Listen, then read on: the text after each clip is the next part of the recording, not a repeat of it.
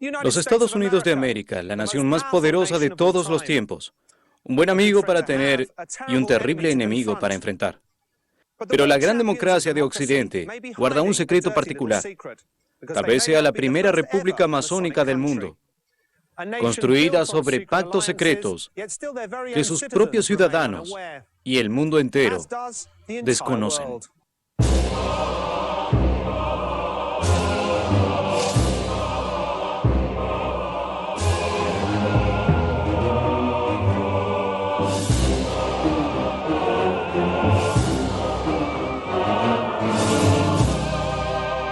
Las sociedades secretas. ¿Quiénes manejan los hilos?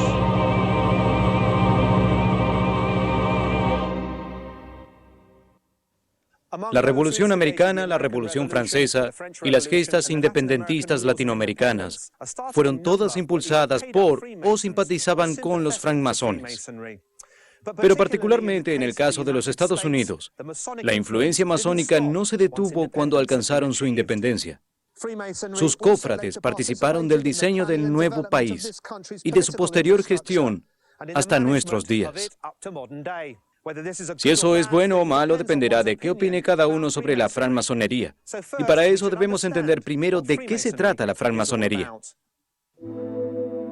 La francmasonería es una hermandad secreta cuyos orígenes se remontan a los gremios de constructores de la Edad Media.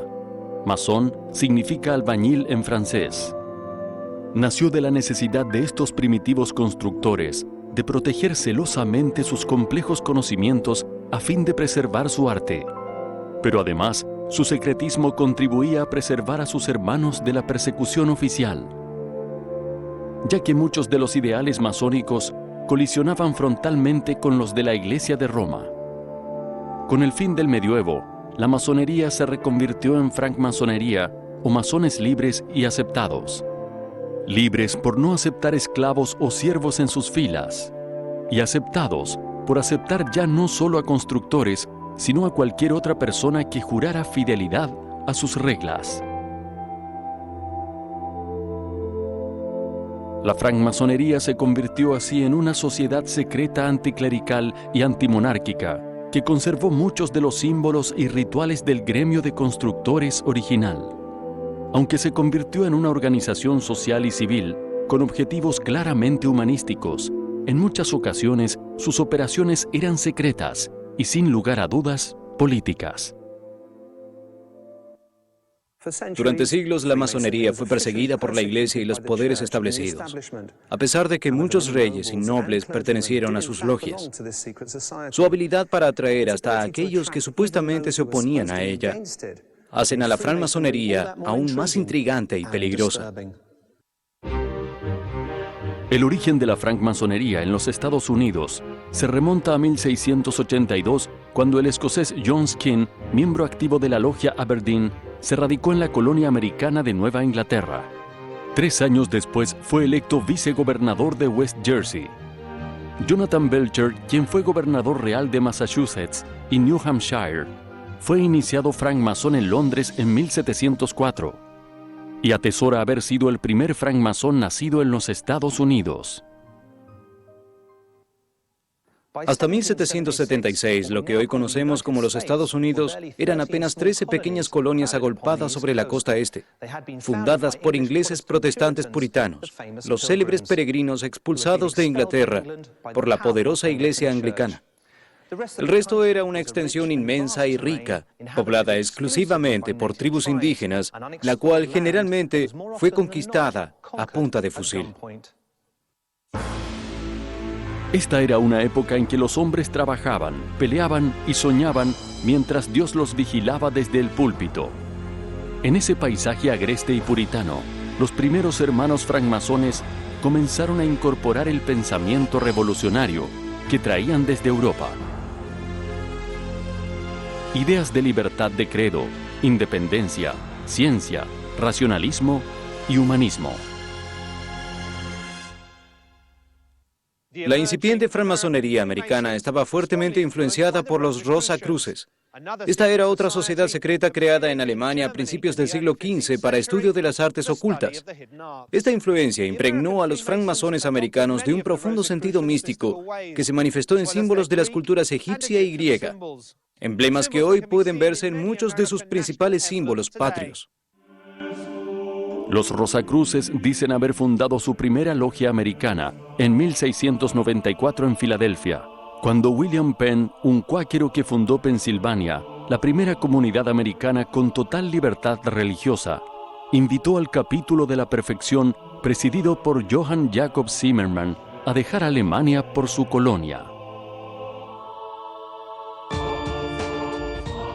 Zimmermann, un Rosacruz, creía que Cristo volvería en el año 1700, así que en 1694 construyeron un observatorio en tierra americana para observar el regreso del Señor. Para tristeza de Zimmermann, Jesús faltó a la cita, y los Rosacruces se desperdigaron por Pensilvania. Algunos se convirtieron en chamanes nómades que mediante extraños talismanes y ceremonias propiciaban las buenas cosechas y ahuyentaban la mala suerte. En 1717 se creó la Gran Logia de Inglaterra, que reclamó autoridad sobre todas las logias que habían surgido en las colonias. Pero desde Nueva Inglaterra, las logias americanas alegaron ser preexistentes y no reconocieron su autoridad.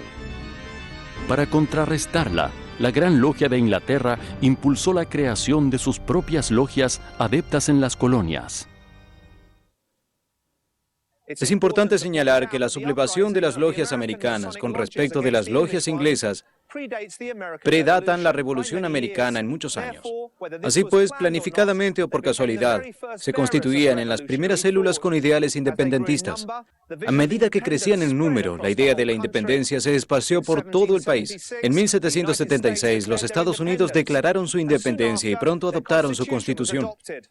El aporte de la francmasonería a estos eventos fue fundamental, dado que muchos de sus miembros estuvieron involucrados. En 1732, Benjamin Franklin fue iniciado en la logia Turn Tavern de Filadelfia. Ese mismo año, James Oglethorpe, fundador de la colonia Savannah, que daría base fundacional al estado de Georgia, creó la logia Solomon. Aquí fue donde fueron iniciados quienes serían los dos primeros francmasones judíos americanos, los hermanos Moisés y Daniel Nunes. Independientemente de su origen, las logias de la francmasonería inglesas y nativas se esparcieron como un reguero de pólvora por todo el país, alentadas por el prestigio que otorgaba pertenecer a ellas. En 1740, todos en las colonias de Nueva Inglaterra eran o ansiaban ser francmasones. En 1773, un grupo de pieles rojas, indignados por los abusivos impuestos ingleses, arrojaron un cargamento de té por la borda en señal de protesta. Fue el famoso Boston Tea Party. Hoy se sospecha que muchos de esos supuestos pieles rojas no eran otra cosa que francmasones disfrazados, que pertenecerían a la logia de St. Andrews de Boston, que curiosamente no se reunió esa noche. Para irritación de la Iglesia, muchos francmasones adherían al deísmo, una filosofía cristiana que reconoce la existencia de Dios por medio de una interpretación racional de las Escrituras, desacreditando a la revelación. Según los principios deístas, la Biblia contiene muchas verdades y sabiduría, pero no fue inspirada por Dios. Jesús tampoco era hijo de Dios, y la fe no era prueba de nada. No creían en profetas ni milagros. La noción de Dios solo podía reconocerse mediante la experiencia y el conocimiento. Tanto para la Iglesia anglicana como sus pares puritanos, el deísmo era claramente una herejía que debía eliminarse. La persecución de los herejes masones se volvió implacable, pero nada los detuvo. Pronto las colonias británicas de América darían su primer gran paso hacia la libertad. Y en esos pasos se encontraría la huella apenas disimulada de la francmasonería. Los ideales francmasónicos y los revolucionarios conjugaban bien. Sus principios eran adoptados por la cultura americana de la época, imbuida en la noción de fraternidad, libertad e igualdad. En el caso de Pensilvania, esta fue una tierra particularmente fértil para la masonería, ya que era considerada la tierra prometida de todos los perseguidos de Europa. Los símbolos francmasónicos aparecían hasta en la vajilla doméstica y los muebles de las casas. Aunque la francmasonería estaban a favor de la igualdad, todavía existía esclavitud en los Estados Unidos, y los masones no aceptaban gente de color. Así que los esclavos liberados fundaron sus propias logias. Este fue el caso de la logia Prince Hall. En 1775, todavía bajo el dominio británico, se creó la Gran Logia Prince Hall en Boston como un capítulo separado para negros libres, bautizada en honor de un esclavo emancipado, Prince Hall. Durante la Guerra de la Independencia, muchos de estos masones negros, incluyendo a Prince Hall, se unieron a las fuerzas revolucionarias, peleando junto a los independentistas contra los británicos. En la actualidad, la fraternidad Prince Hall posee 4.500 logias en todo el mundo, con más de 300.000 miembros francmasones. En el año 1776, los Estados Unidos de América declararon su independencia y redactaron su primera constitución. El aporte intelectual francmasón en estos eventos fue fundamental debido a la participación de numerosos hermanos. Pero no terminó ahí. La participación de la francmasonería fue mucho mayor y alcanzaba la fundación del sistema gubernamental mismo. Cabe preguntarse, ¿qué juramentos previos habían realizado los padres fundadores francmasónicos antes de posar su mano derecha sobre la nueva Constitución? ¿Y cuánto de lo que construyeron protegía los intereses de las logias y sus adeptos? El 16% de los firmantes de la Declaración de la Independencia eran francmasones. Un cuarto de los firmantes de los artículos de la Confederación eran francmasones. Y un tercio de los firmantes de la Constitución eran francmasones. Al momento de la jura de Washington como primer presidente de los Estados Unidos, un tercio de los gobernadores de las colonias originales también eran francmasones.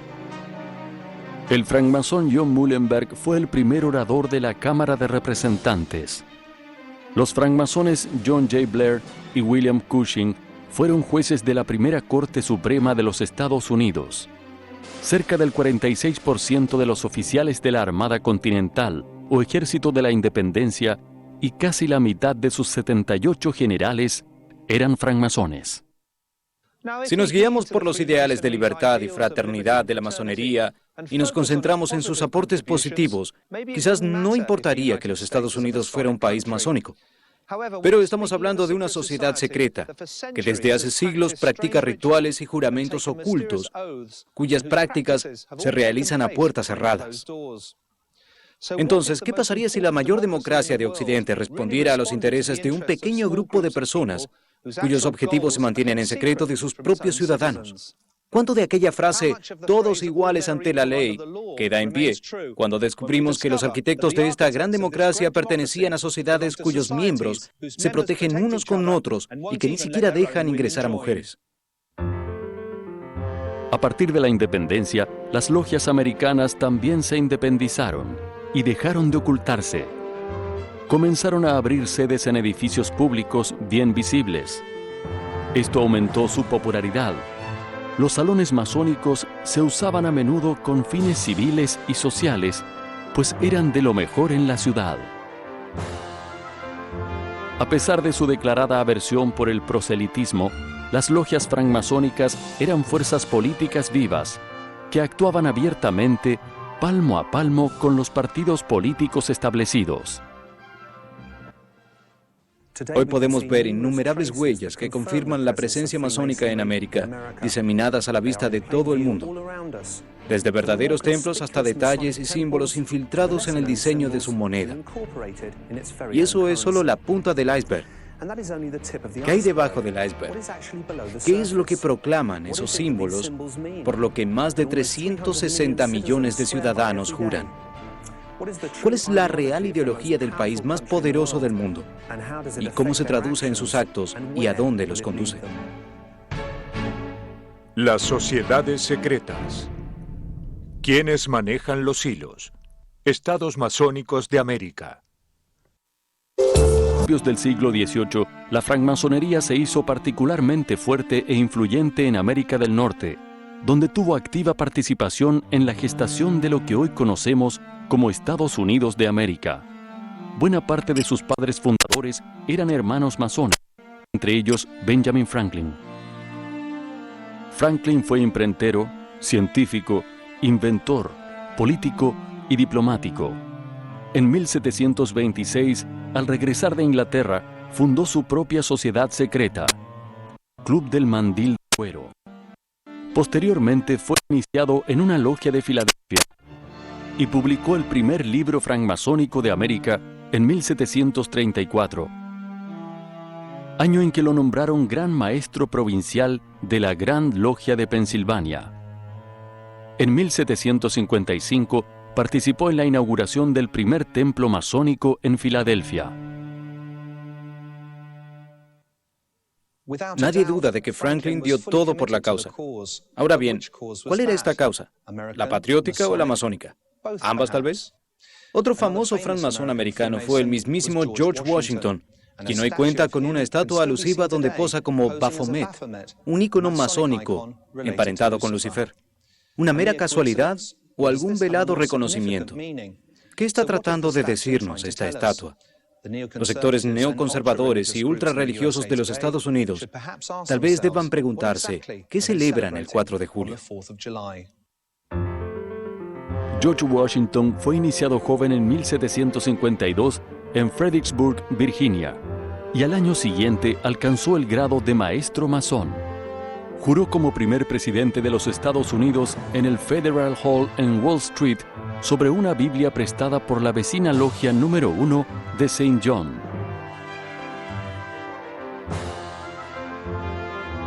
Siglos después, juró sobre la misma Biblia otro GW, George W. Bush, aunque no se reconoce como masón. En mayo de 1791, Washington proclamó la creación de la capital del nuevo país, que estaría a orillas del río Potomac.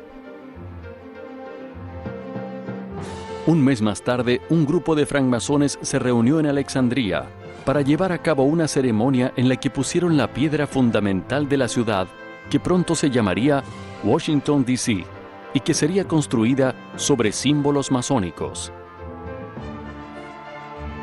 El 18 de septiembre de 1793, George Washington, vistiendo mandil y collarín de gran maestro, colocó la piedra fundamental del Capitolio, un edificio de arquitectura evidentemente masónica.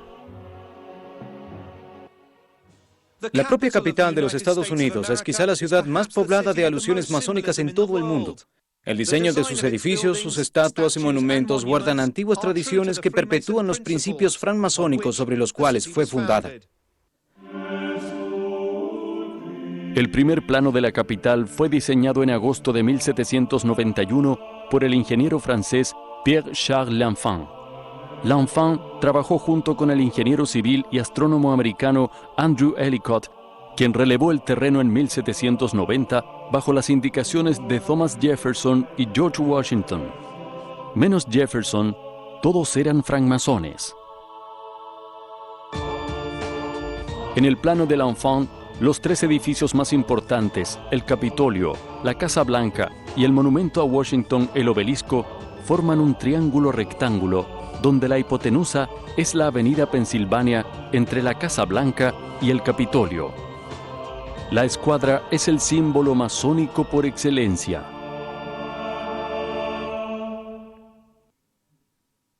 Vale preguntarse por qué la simbología americana tiene tan poco de americana. Aunque se destaca en forma inconfundible, pocos son los que se cuestionan por qué hay un obelisco y no un objeto más americano en la mitad de la ciudad. Los obeliscos, tal como otras construcciones egipcias, como las pirámides, son símbolos herméticos, por ende masónicos y especialmente rosacruces. Por sus orígenes de constructores, los francmasones siempre le otorgaron primordial importancia a la simbología arquitectónica. Al día de hoy, hay quienes afirman que las intersecciones de las avenidas Massachusetts, Rhode Island, Connecticut, Vermont y la calle Key Noroeste forman un pentagrama pitagórico o estrella de 5 puntas, que los evangelistas y otros conservadores erróneamente confunden por satánico. Esto nos permitiría concluir que toda la ciudad de Washington, D.C. es desde su diseño fundacional una invocación simbólica de inspiración francmasónica. A comienzos del siglo XIX, América estaba repleta de logias masónicas y sus miembros eran personas importantes dentro de la comunidad. Si la hermandad hizo tanto por la Revolución Americana, si sus principios eran tan inocentes y tenían tanta influencia y prestigio social, ¿por qué las logias se mantuvieron encerradas en sus secretos? ¿Qué es lo que tenían que seguir ocultando una vez liberados de la monarquía y la Iglesia de Inglaterra? La respuesta tal vez la tengan los francmasones, que se estudian en todos los libros de historia americana. En 1801, John Marshall, ex gran maestro de Virginia, fue nombrado juez de la Suprema Corte. En 1804, los francmasones Lewis y Clark partieron de St. Louis a explorar la costa del Pacífico, convirtiéndose en los primeros pioneros y ganando tierras a los nativos americanos en nombre de los Estados Unidos y presumiblemente de la masonería. El francmasón Stephen Austin estableció la primera colonia angloamericana en el estado mexicano de Texas. Andrew Jackson fue el primer presidente de los Estados Unidos, que antes fue gran maestro de su propio estado. Gobernó desde 1829 hasta 1837. Sin embargo, en su época más activa, la masonería estaba infiltrada por una secta cuyos objetivos eran mucho más drásticos y sus fines impiedosos. Los Illuminati de Baviera, quienes fueron o son una misteriosa organización capaz de infiltrar a una de las hermandades más antiguas de Occidente para utilizarla a su antojo. Las sociedades secretas. ¿Quiénes manejan los hilos? Estados masónicos de América. Indudablemente la masonería constituyó un punto de partida para muchas de las ideas más progresistas del siglo XVIII. La antigua hermandad europea encontró en el Nuevo Mundo tierra fértil para el florecimiento de sus ideas antimonárquicas y anticlericales. La francmasonería tuvo participación directa en las independencias de Argentina, Chile, Ecuador, Perú, Venezuela, Colombia y por supuesto los Estados Unidos de América. Hasta este punto podemos afirmar que más allá de las típicas críticas, el rol de la francmasonería en la historia americana fue positivo. En 1776, en Alemania, se fundó la Orden de los Illuminati de Baviera, una organización creada por un megalómano que pronto se habría infiltrado en toda la masonería europea, llegando quizás también a las logias americanas. Los Illuminati proponían terminar con la religión y las antiguas formas de gobierno para instaurar un nuevo orden mundial. Al quedar expuestos, la gente entró en pánico y toda la francmasonería se vio envuelta bajo un manto de sospecha, hecho del cual nunca se recuperaría del todo. En 1776, apenas unos pocos meses antes de la declaración de la independencia americana, se formó en Bavaria, hoy parte de Alemania, la Orden de los Illuminati. Su fundador y máximo regente era Adam Weishaupt, un idealista excéntrico y megalómano, quien, inspirado por las ideas de Rousseau, puso en marcha una gesta para satisfacer sus propias ambiciones. Tal como el gran filósofo Weishaupt afirmaba que el hombre debía adoptar su estado puro y natural y gobernarse a sí mismo.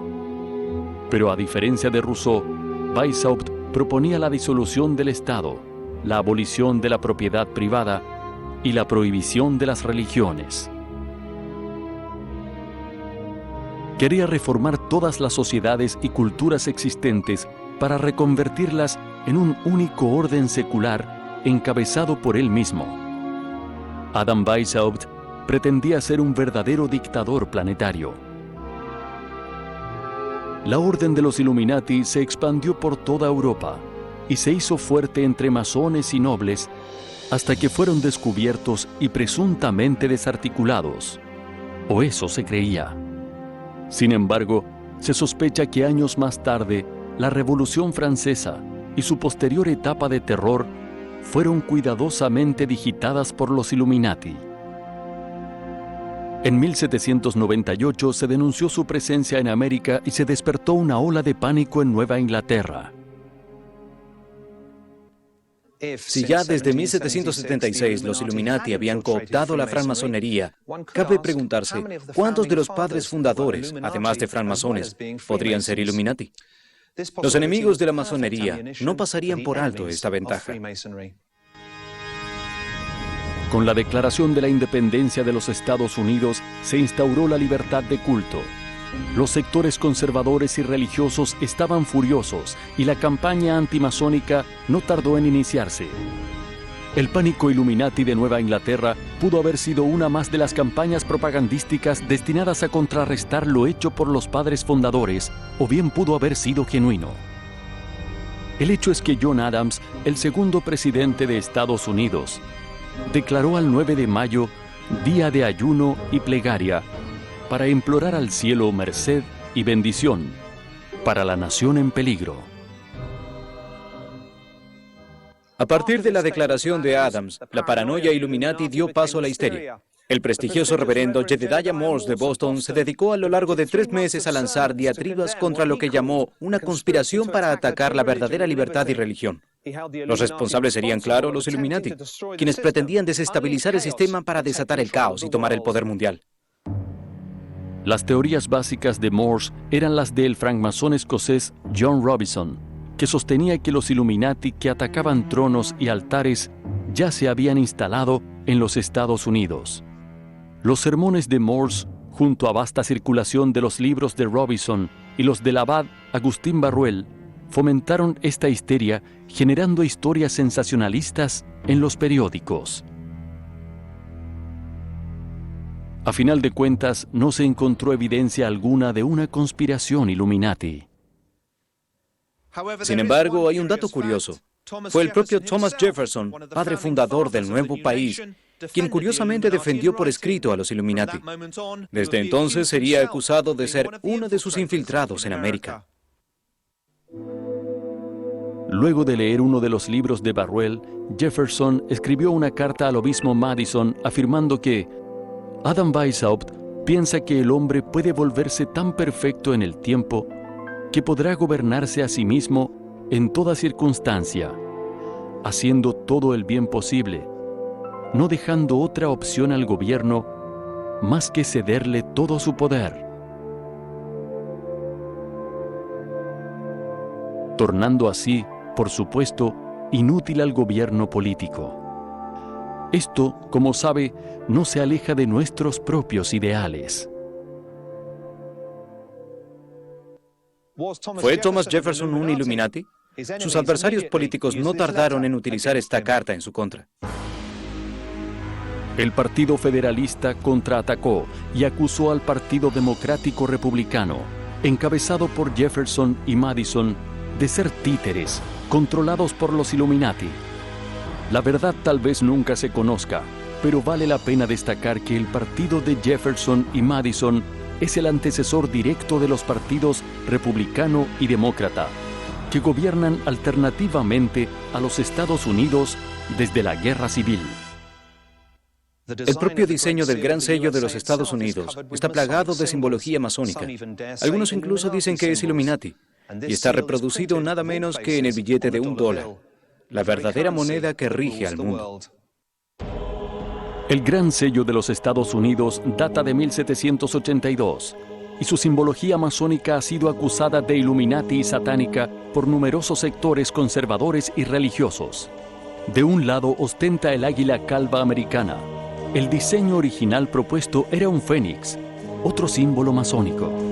Sobre ella, una constelación de 13 estrellas dentro de un círculo. Estas representan una nueva constelación. Las estrellas son pentagramas, un símbolo masónico y hermético, muchas veces tildado de satánico. La disposición de los pentagramas está hecha en forma de hexagrama o estrella de David, otro símbolo cabalístico y hermético. En la garra derecha, 13 flechas. En la otra, una rama de olivo con 13 hojas. Y sobre el pecho del águila, un escudo con 13 bandas. ¿Por qué 13? 13 eran las colonias originales, pero 13 también eran los grados Illuminati.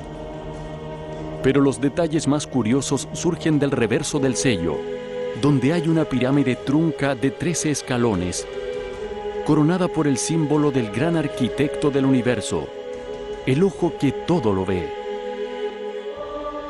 Debajo de la pirámide se lee una leyenda llamativa: Novo Ordo Seclorum, nuevo orden secular.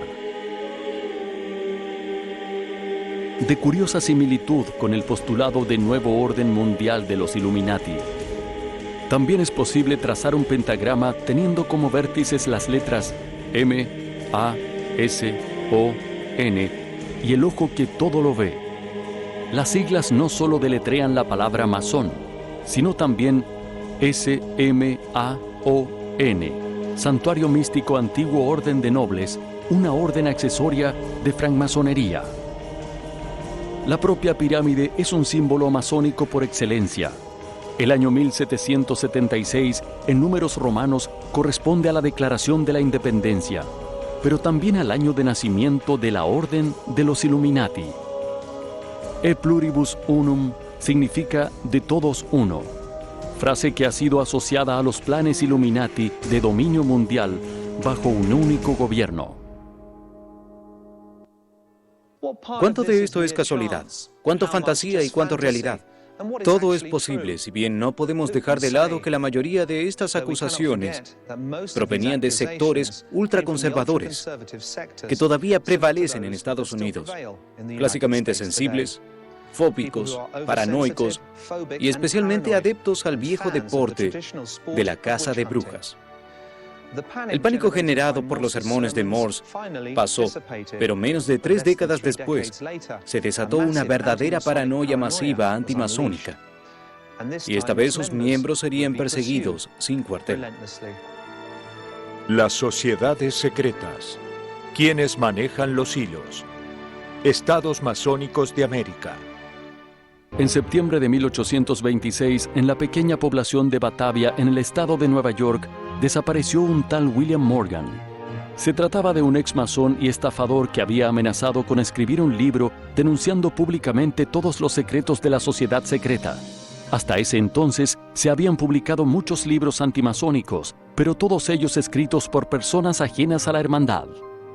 El libro de Morgan sería el primero escrito por un miembro y uno que revelaría sus secretos mejor guardados. Los masones de Batavia intentaron quemar la imprenta. Luego lograron que la justicia acusara a Morgan de delitos menores. Finalmente lo secuestraron y lo llevaron hasta Fort Niagara, en Lago Ontario, invitándolo a que se fuera al Canadá. Afirmaron haberle dado $500, un caballo y la indicación de dirigirse al norte y no volver nunca más. Morgan desapareció para siempre. La reacción de los hermanos masones fue sin duda terrible, pero eran tiempos salvajes en un país salvaje. Para muchos, el único rumbo que tomó Morgan fue el del fondo del lago. Lo cierto es que nadie volvió a verlo con vida, y el episodio culminó en un juicio dudoso que desencadenó la ira generalizada y una verdadera caza de brujas. 26 hermanos masones fueron acusados y 6 llevados a juicio, aunque no por asesinato. La condena fue muy suave. Todo indicaba que el fiscal y los jueces también eran masones. Esto causó una ola de protestas que comenzó en Nueva York y se extendió por todo el país. La opinión pública estaba indignada.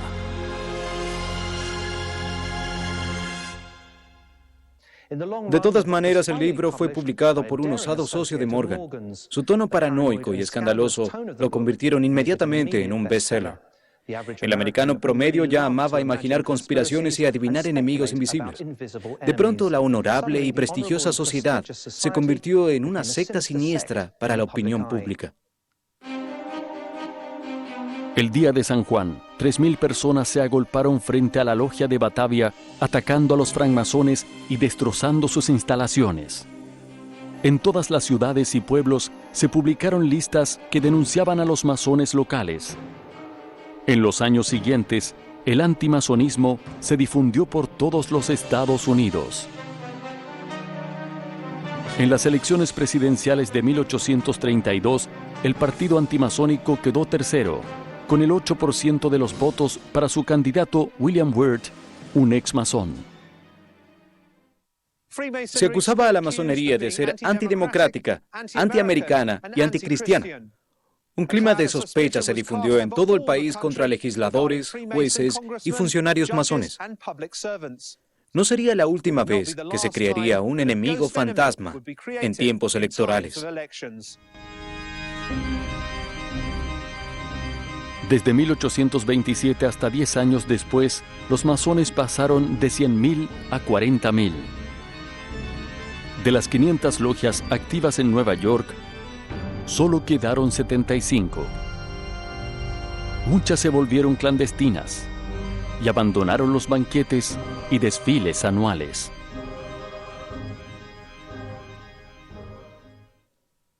Pero la masonería es una planta de raíces gruesas que cavan hondo. En pocos años, gracias a un personaje llamado Albert Pike, se recuperó asombrosamente. Y a partir de ese nuevo auge, sus miembros alcanzarían nuevamente los más altos estratos de la sociedad norteamericana. Albert Pike fue un intelectual brillante. En 1850 entró en la logia Western Star II de Arkansas y a partir de allí acumuló más de 130 grados masónicos.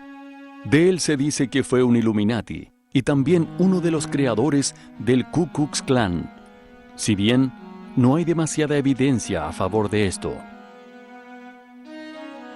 También se afirma que junto con Giuseppe Mazzini, un gran caudillo masón italiano, habría planificado 3 guerras mundiales al cabo de las cuales los Illuminati tomarían el poder del mundo, lo cual tampoco está demostrado, pero resulta ser bastante popular entre sitios web y libros. Pike propició el resurgimiento de la masonería a través de muchas fraternidades de tipo gremial y otras formas de organizaciones sociales masónicas, como las sociedades de beneficios mutuos, que se convirtieron en un negocio próspero que le devolvió a la francmasonería nuevamente su popularidad, especialmente dentro de la clase media americana. En 1884, Francia le obsequió a Estados Unidos la Estatua de la Libertad, para celebrar su centenario en 1876. Hay quienes dicen que en realidad fue un obsequio de los masones del Gran Oriente de Francia para el centenario de la Primera República Masónica. Ambas afirmaciones no se excluyen mutuamente. La estatua sostiene la antorcha de la iluminación o de la razón que simboliza al sol. Su nombre oficial es La Libertad Iluminando al Mundo. La diseñó el escultor masón Frédéric Auguste Bartholdi y la construyó el ingeniero francés masón Gustave Eiffel, quien también construyera la torre del mismo nombre en París. La piedra basal fue colocada en una ceremonia masónica en 1884 organizada por las logias de Nueva York. La Estatua de la Libertad es un perfecto ejemplo de cómo la masonería puede ocultar sus mensajes a la vista de todos. Por más de un siglo, cientos de miles de inmigrantes del mundo entero y cientos de millones de turistas han saludado y admirado, sin saberlo, un símbolo masónico de iluminación. A principios del siglo XX, la francmasonería era nuevamente una institución poderosa en los Estados Unidos. Las épocas de persecución habían pasado. Muchos de los espacios claves de poder volverían a ser ocupados por francmasones, entre ellos el despacho oval de la Casa Blanca. Theodore Roosevelt, presidente de 1901 a 1909, era maestro en la logia Mattincock número 806 de Oyster Bay, Nueva York. William Howard Taft Presidente entre 1909 y 1913, fue gran maestro de la masonería de Ohio. Warren G. Harding, presidente de 1921 a 1923, fue masón de grado 33 en la fraternidad número 26 de Ohio. Con la Gran Depresión de los 30, la sociedad perdió a casi 600.000 miembros.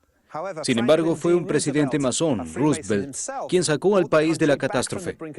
El prestigio de los francmasones volvió a crecer.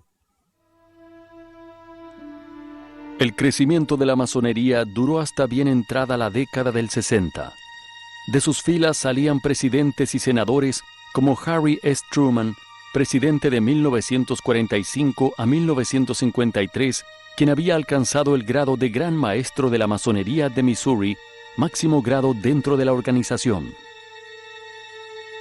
El último presidente reconocidamente masón fue Lyndon B. Johnson, quien fuera iniciado en la masonería de Texas y cuyo mandato duró desde 1963 hasta 1969. Johnson llegó a presidente como consecuencia del asesinato del único presidente católico de los Estados Unidos, John Fitzgerald Kennedy. Y luego, casi de repente, la masonería perdió popularidad. Ya no es tema de conversación más que en libros sobre conspiraciones y sitios de Internet de dudosa calidad. ¿Ha pasado de moda la masonería o solo se tomó un descanso después de haber realizado su trabajo exitosamente?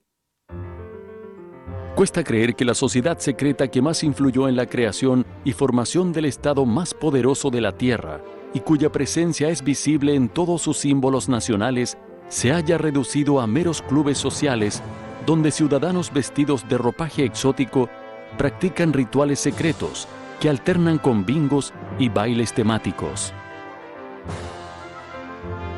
Las fuerzas fundamentalistas de la actualidad, representadas por teleevangelistas, cristianos, ultraconservadores y líderes totalitarios elegidos democráticamente, parecieran florecer como en la Edad Media. Es presumible que su archienemigo histórico, la masonería, no ceda terreno tan fácilmente. ¿Es entonces la masonería un estado dentro de otro estado, un gobierno en las sombras que dominará el mundo dominando primero a su nación más poderosa? Desde siempre los Estados Unidos han hecho alarde de su transparencia y acceso a la información. Sin embargo, en cada una de sus piedras basales están grabados los postulados de una sociedad hermética que aún hoy oculta sus rituales. Un gran porcentaje de los líderes norteamericanos fueron o son francmasones. En el país de las oportunidades, donde se supone que todos son iguales ante la ley, ¿cuánto ayuda a pertenecer a la hermandad? ¿Cuántos símbolos americanos representan algo distinto a lo que los ciudadanos creen? El ciudadano común paga sus impuestos, gestiona un crédito, mira las noticias y aporta su voto cuando se lo indican. Viven bajo la ilusión de que controlan su destino y el de sus familias. Mientras tanto, el ojo que todo lo ve sigue observando atentamente desde la misma moneda por cuya obtención todos trabajan tan duro.